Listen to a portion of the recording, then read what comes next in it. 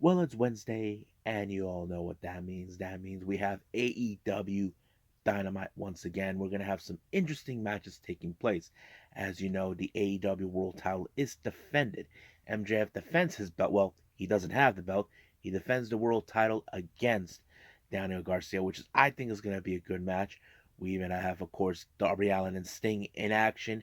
And then finally, in the main event, of course, it's Jay White versus Jay Briscoe, who's asking him, why don't you put your number one contendership on the line for the AEW title at Full Gear?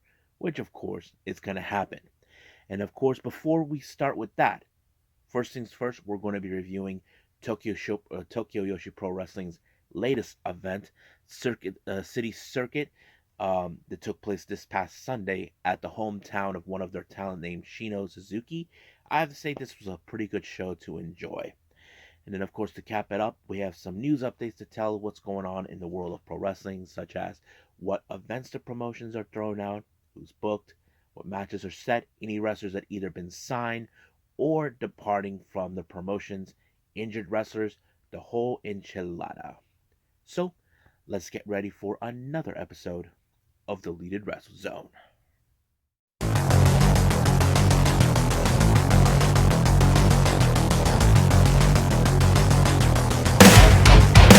Are you ready? Get up, get up! Get up, get up! Get up, get up! Get up, get up! Get up, get up! Get up, get up!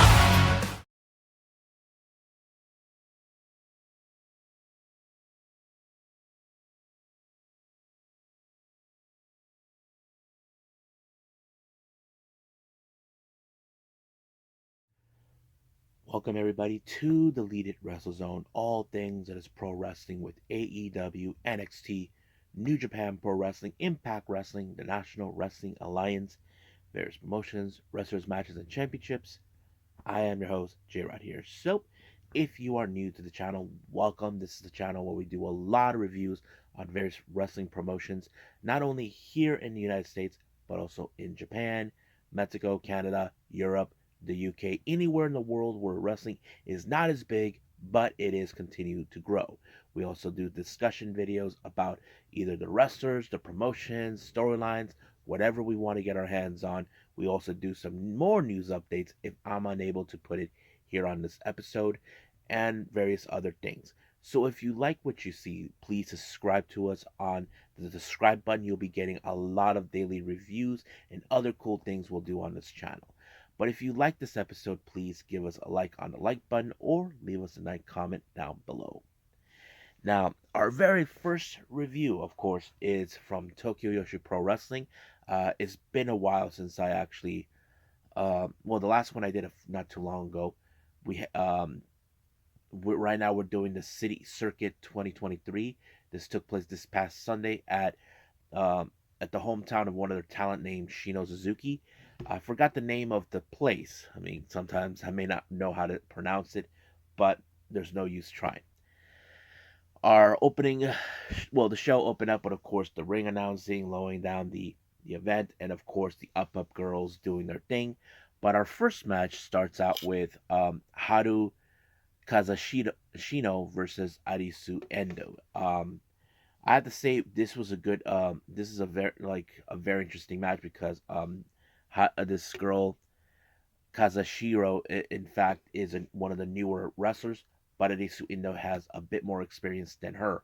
Of course, Arisu Endo is one of the rising stars in the promotion.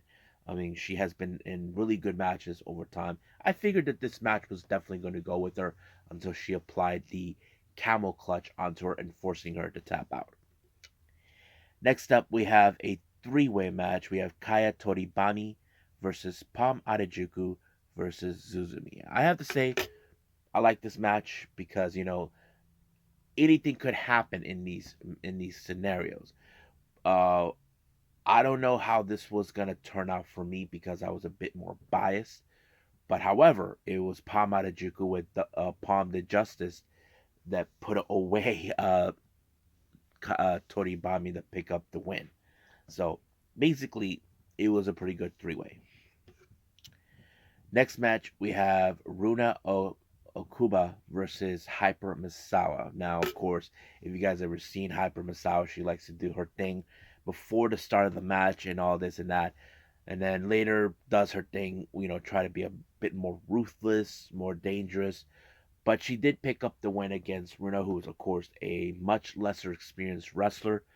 She applied the chicken wing face lock to force her to tap out. Next up, we have a tag team match. And we have Iwamari teaming up with Yuki Aino, taking on Toga and Mizuki. Uh, of course, X factors of both. Both wrestlers have both teams. One each has a lesser experienced wrestler, while you have one who has, of course, the experience. Of course, Iwamari and Toga are the least experienced wrestlers. Yuki Aino and Mizuki have the more experience. So I think that's a fair trade. But anything could happen in between in this match. But in the end of this match, it was of course a Canadian no one. It was a face lock by Mizuki onto Iwamari to pick up the win. Next up, we have our hometown girl Shino Suzuki taking on Miu Watanabe. Um, Personally, I would have assumed that this would have been the main event since this is Shino's homecoming event, because normally we've seen that. But I started to think Shino is not yet in the same level as Miu Watanabe or some of the other ladies in Tokyo Joshi Pro Wrestling. I mean, it's understandable, but I felt like they could have made this for last. It would have been a good show for me to enjoy because we would like to see Shino, uh, you know, rise to the occasion. But I have to say, Shino did put up a hell of a match, but unfortunately, it wasn't good enough until Miu wanted to apply the Canadian backbreaker, and it was over right from there. Next up, we have another tag team match. We have Wakana Uehara and Rika Tatsumi taking on Moka Miyamoto and, of course, the Pink Striker, Miyu Yamashita. I have to say, pretty good match. I know that Rika and Miyu had a bit of a rivalry in the past, but I figured this X Factor is, of course, is Wakana, who in fact has also a least experience of wrestling, but in fact it was Yamashita who picked up the win by applying the attitude adjustment. Just like that, it was over. Now our main event is a 6 women tag match. We have Mahito, Kiru, Raku, and Yuki Kamifuku. As you know, Kiru and Kamifuku are in fact known as the Toyo mates. They take on Yuka Sakazaki and, of course, our current Princess Tag Team Champions, Free Wi-Fi, Nao Kakuta, and, of course, Hikari Noah. I have to say the stronger team has to be Yuka because, Yuka and Free Wi-Fi because, of course, as you know, Yuka Sakazaki will soon be graduating from the promotion.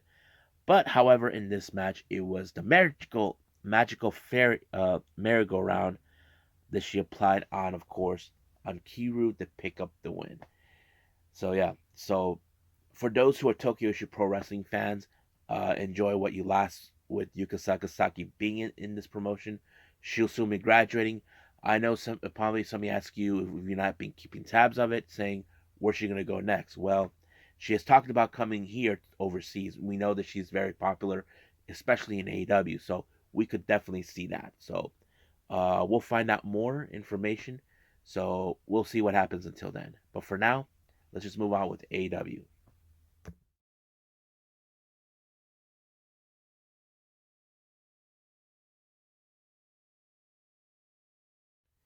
Okay, AEW Dynamite. Now it starts off with an interview with Tony Schiavone talking with MJF. Now, of course, MJF may not like what he had to hear because it's no secret that last week he was pinned by Jay White, which of course Jay White feels comfortable thinking that now that he pinned him, that means that automatically he will defeat him. However, MJF knows the rules of the game. He knows that he only needs a 3 count to do that. So congratulations on that. But however, he knows he has a contempt with Daniel Garcia, but however Garcia shows up. But one thing I did like, MJF told him, "Who am I going to see? The professional wrestler or the sports entertainer?" So basically, that's what he wanted to know.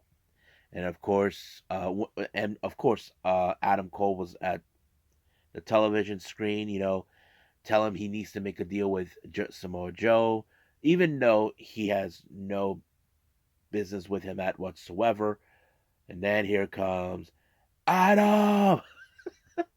So basically, that's what's been happening. So so we'll see what happens. But however, we start out with the world title, Daniel Garcia and MJF. I thought the match was pretty great. I mean, I can see like a bit of the most technical aspect of this match. I know they're both technical wrestlers. I mean, there's no high spots involved in this one. I mean, which is cool, but some technical aspects are fascinating. But however, you thought in the mind, like we did see Garcia had MJF where he wanted with the Scorpion Deathlock, but it did not work until MJF overturned it into a Fujiwara armbar, and boom, just like that, Garcia tapped out.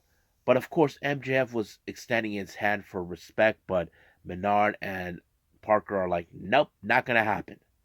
So because he's MJF said that he sees a lot of potential in him because he says that you remind me of me when I was a few years back. So anything could possibly happen. So we'll see what takes place. Now our next match is of course is Sting and Darby Allin taking out the Outrunners. Well, that match kind of you can say it's a squash match, but you can figure out that this match was over regardless because it was Sting who picked up the win with Scorpion Deathlock. And of course, many people, as you know, will get to enjoy Sting what we can before Revolution. But don't forget, Sting and Darby will team up with Adam Copeland at Full Gear to take on Christian, Nick Wayne, and Luchasaurus. Now, Tony Schiavone got in the middle of this. He ended up being interviewed with Hikaru Shida and Tony Storm. This become a feud about the women's title. So basically, that was what's it, and they signed a contract and all that. I feel they could have just moved on with another storyline, but we'll see where it goes from here. Now, next match, Swerve Stricklan versus Penta El Zero Miedo. Now, this whole thing started because Penta does not like what Swerve did to Hangman Page. As you know, Penta's a family man, and of course, Swerve doesn't care. But, oh my god, this match was insane, trying to hurt each other. But however, it was Swerve with the double stomp onto Penta to pick up the win. Then he intended to remove Penta's mask, but luckily Hangman Page shows up and he was beating the crap out of him with the chair and then straight up dead eye right through a table. And of course, you can see the rage in Hangman's eyes, who will not let go what Swerve did, breaking into his home where his family lives and all that. So this has become personal. So we'll see what happens until then. Now, of course, Alex Marvez conducts an interview with Jay White. Now, Jay White, of course, remembers Mark Briscoe, his opponent for the main event. So he had these things to say and all that. But of course, he is determined and confident that he will walk out Full Gear as the real world champion, knowing that he's the most deserving. But we'll see what happens until then. Now, Renee conducts an interview with Kenny Omega and Chris Jericho. They'll be teaming with Paul White and Kota Ibushi to take on the Don Callis family. However, they were interrupted with the Young Bucks. They kind of questioned who was the best tag team. And of course, Kenny had to say they are. But they were, for some reason, they're taking this like they're saying, oh, their tag team is becoming more popular. I don't know. So they're kind of putting their tag team title opportunity or something, I don't know, on the line. But we'll see what happens until that time. Now, our next match is the ROH World Television Champion Keith Lee versus Samoa Joe. You can say this was going to be a big match. I have to say, I loved it completely. Two big men. I mean, we can probably you can say men like both of them don't have the agility what they can do. Well, I think that's the problem with what we disliked about WWE. Tell them they got to not do this. I mean, so what? Who cares if they can do it? I mean, that's really amazing they can. But in the end, of course, it was Samoa Joe with the chokehold. Ref had no other choice but to stop it. However, in the post match, this is where it becomes more interesting. Samoa Joe on the mic declaring that he has relinquished the ROH World Television title, which was shocking.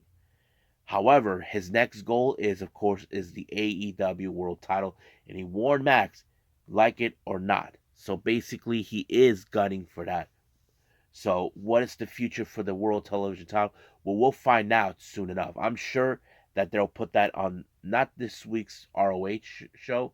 I'm sure they're going to put that next week or so. We'll see what happens until then. Now, a little video package that was sent by Hook and Orange Cassidy. Now, Orange Cassidy, as you know, was doing the talking, but as you know, he's been conflicted. As we all know, Orange Cassidy has defended the international title time and time again, but the one thing that plays back in his head is the one loss, and that loss was, of course, Jon Moxley. So he felt that he did not win this title back, picking up Rey Fenix's, torch. It was still with Jon Moxley. So he feels that he has to beat him to get that loss off his shoulders. So that's something that he is determined to do. Next match is, of course, is the As Boys, the Guns, Colton and Austin taking on the Bollywood Boys. You can guess the Guns won the match with the in something Yuma onto one of the Bollywood Boys. However, they put out a promo saying that that Max, the MJF, has been lying all this, that he is not a generational talent, that they are confident enough that they will beat MJF for the ROH World Tag Team titles at Full Gear. So, of course, MJF's a little worried, but here comes Samoa Joe. So basically, we know that Joe is willing to help him in exchange that he gets a world title opportunity, which, of course, for MJF is out of the question. So we'll see what happens more. Now, Jon Moxley heard what he had to say about Orange Cassidy. So that sort of thing. So it's said. However, Wheeler Yuta is now gunning Hook for the FTW title, I believe. So basically, he thinks that you're not tough, you're just a pretty boy. And he said some bad remarks about his dad. And I'm sure Taz would say, I hope he beats that son of a bitch. So that's what I say he would say. But we'll see what happens. Now, our next match, Julia Hart versus Red Velvet. Now, these two girls haven't know each other pretty too well before Julia gave into the dark side.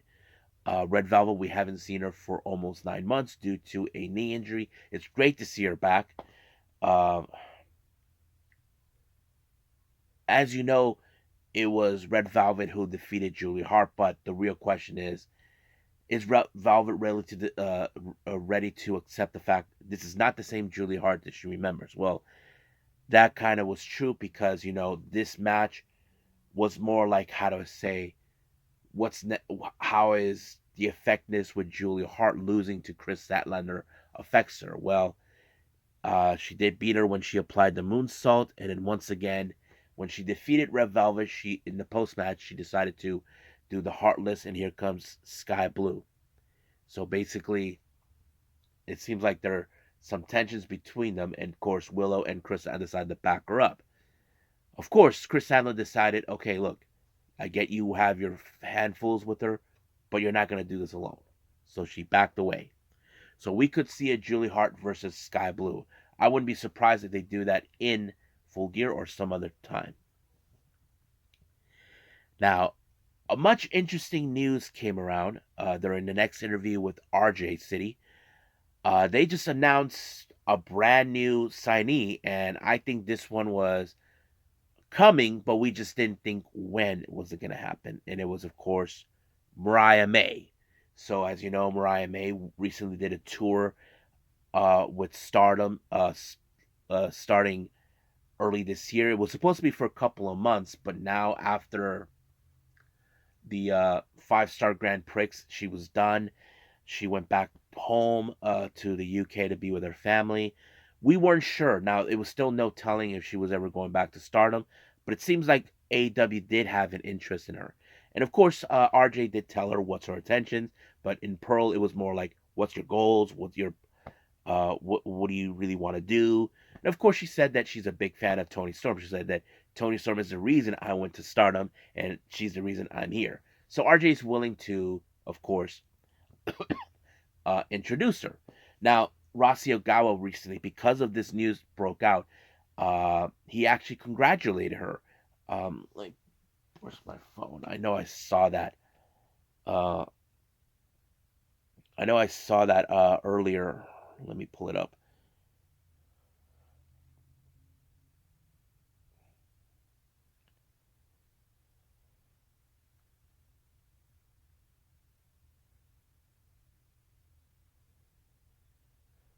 Oh yeah, this is what Rossy Ogawa says. Mariah will compete in AEW. I think that she was noticed because she appeared on Stardom.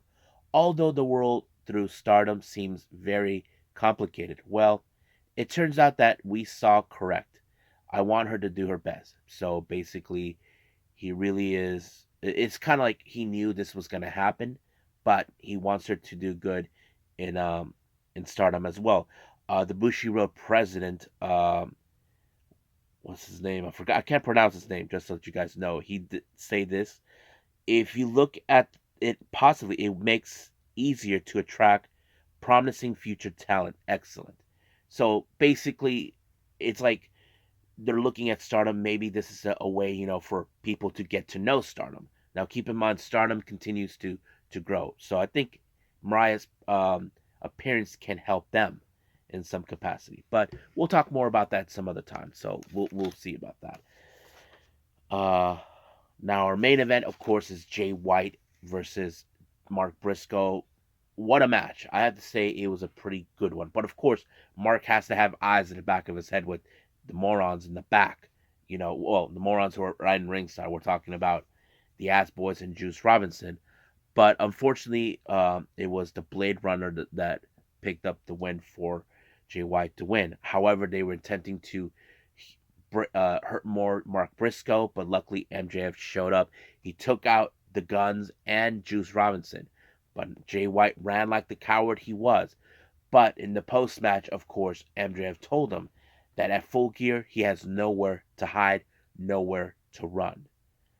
But this is where things got a little interesting. Lights turned out. We see the four guys that beat up Jay White attacking the Acclaim. We don't know what's going on, and of course, the devil reappeared. MJF looked concerned for the well being of the Acclaim he runs. Now, of course, in story wise, we need to ask ourselves, was MJF telling the truth? Was he was it someone else who stole his mask to set him up? Now, a lot of people are saying a lot of crazy theories about that. Some say it could be Jungle Boy. Well, most likely it could. But we don't know. But of course, Jay White, he's probably not gonna buy it because he thinks that MJF is a failure as an AEW World Champion. But we'll see what happens. So I think that's pretty much it right now with AEW. So let's just call it a day.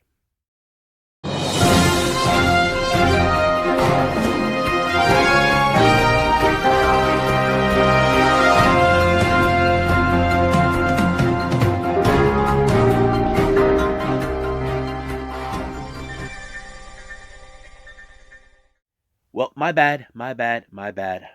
Uh, my head is not doing well. I'm feeling a little sick for everyone, just to let you guys know.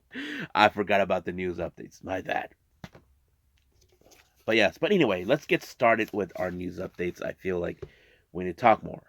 Now, as you all know, the American Yoshi promotion, Sukeban, I think that hopefully that I pronounced it right, as you know, they announced for their next show. It's going to happen in Miami in next month on the 6th of December. They already put out the card for that particular event. This is what we have: the world title, the inaugural championship for the world title is going to happen. We have Ichiko Sayaka, which is portrayed by Unagi Sayaka, will be involved. And of course, there's Commander Nakajima, which is portrayed by Arisa Nakajima, will be involved. And then there's a special attraction four-way match. We have Suri versus Countess Sayori versus Atomic Banshee versus Babyface. And then there's a tag match. We have Maya Masushi and Sakibumi Abimi taking on Queen Takase and Konami. Then a special challenge, Crush You versus Lady Antoinette. And in the trios grudge match, we have Midnight Player, Bingo, and